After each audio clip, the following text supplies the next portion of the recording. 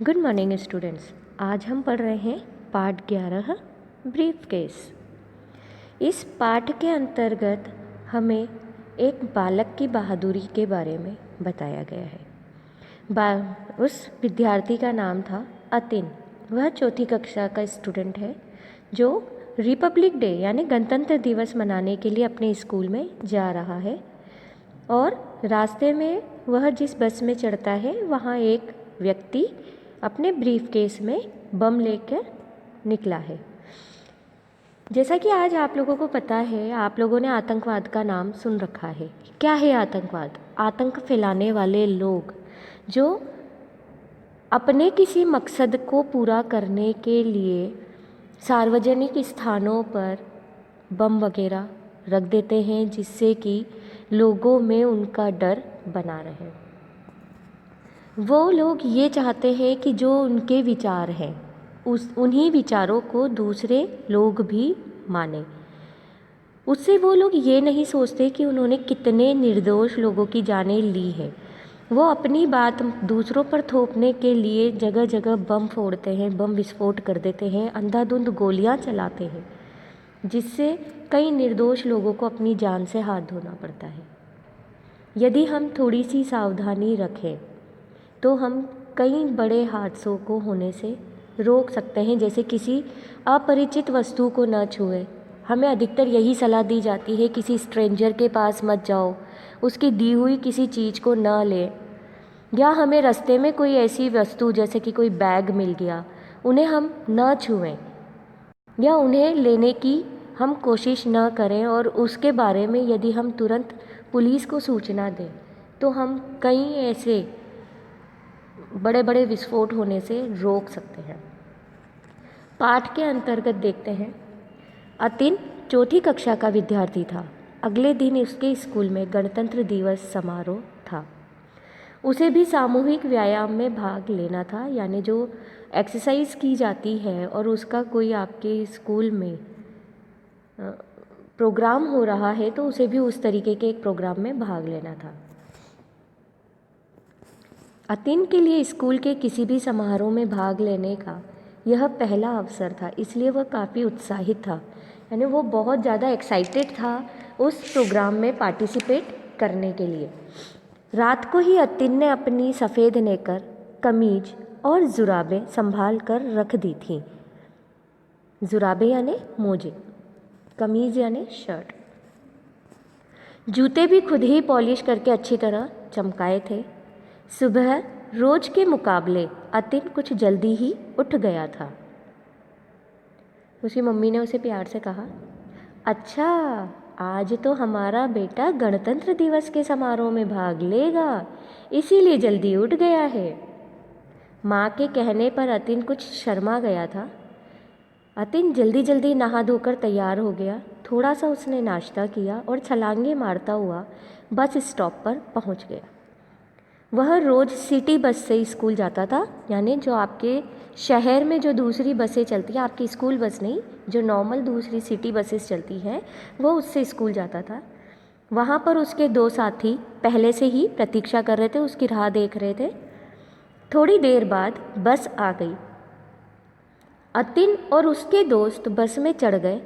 पहले से ही बस लगभग भरी हुई थी, फिर भी उन तीनों को फंसकर बैठने लायक जगह मिल गई, यानी एक सीट मिल गई जिस पे वो तीनों बैठ पाए।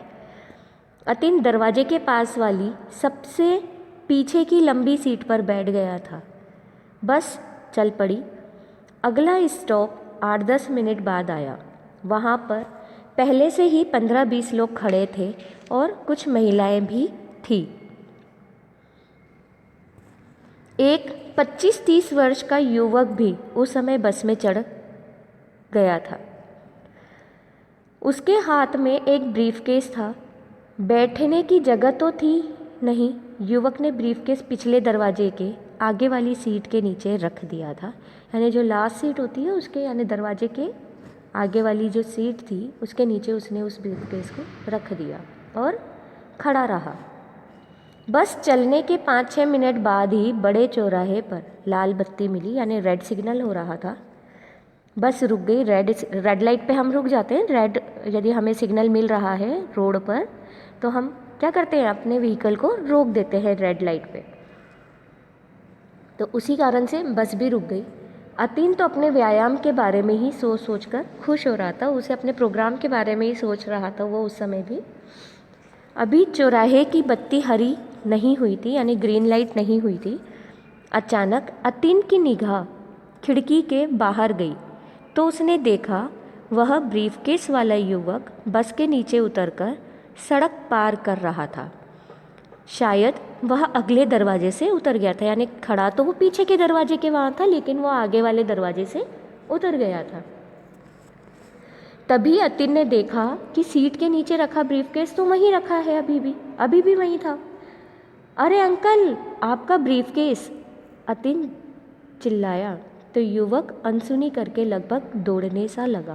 यानी जब अतीन ने आवाज़ लगाई कि अंकल आपका ब्रीफकेस रह गया है, तो वह आदमी रुका नहीं, वह युवक रुका नहीं और उल्टा उसकी बात को बिना सुने ही दौड़ने सा लग गया, यानी जल्दी जल्दी चलने लग गया था।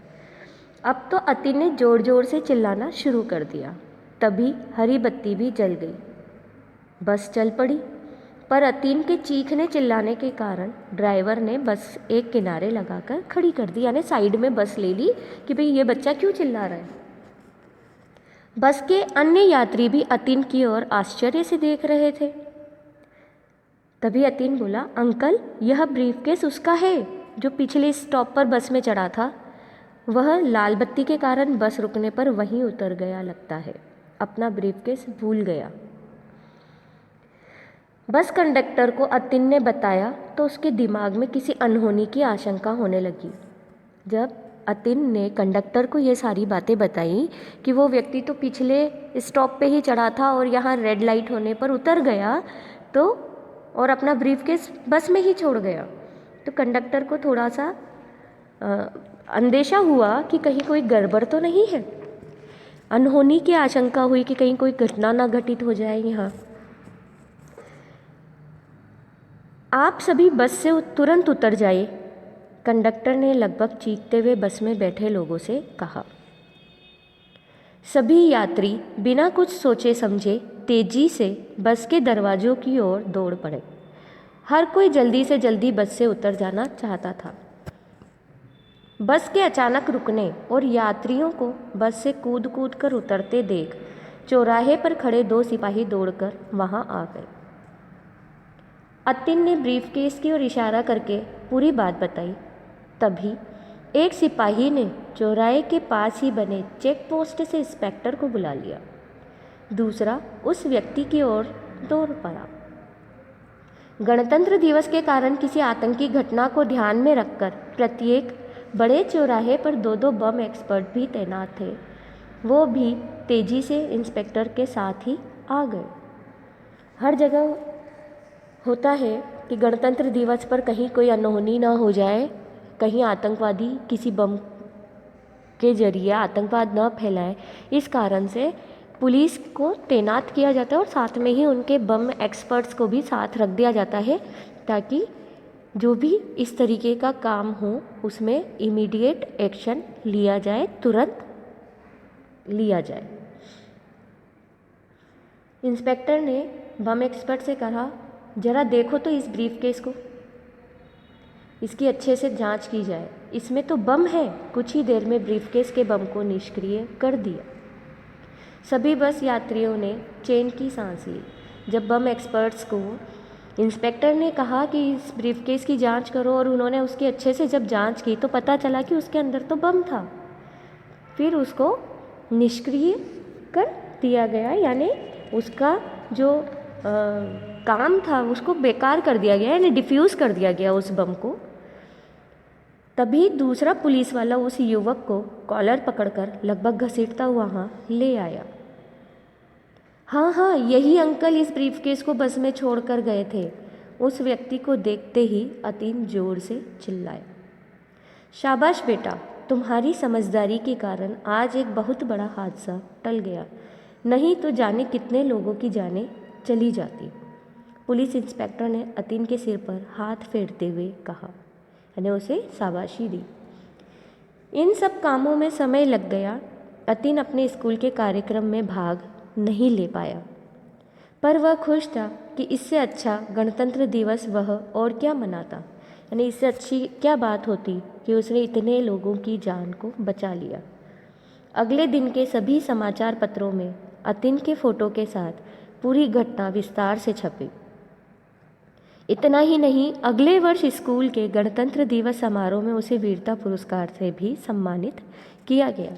तो इस प्रकार यदि हम बिना घबराए थोड़ा सा ध्यान रहें, सचेत रहें, सतर्क रहें, तो हम कई इस तरीके की घटनाओं से स्वयं को और अपने ही साथ वालों को बचा सकते हैं।